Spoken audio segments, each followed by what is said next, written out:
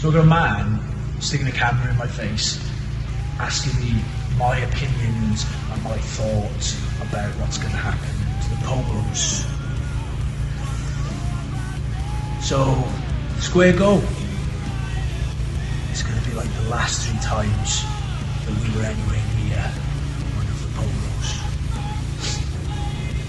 Time number 1, we battered them with chairs and left them in a mess.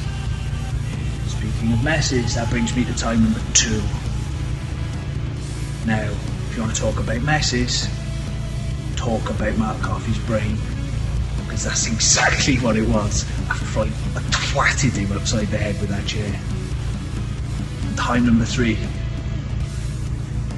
when we put the shoes to Jackie Polo, and Mark wasn't even there to make the save. Boys, we got you beat before we stepped through the ropes. Now, I know that you're the sort of boys who like to think that your spirit will remain unbroken. You see, where I come from my shitty little town in Wales, we've got a saying: if it ain't broke, break it. See you at the square go, boys.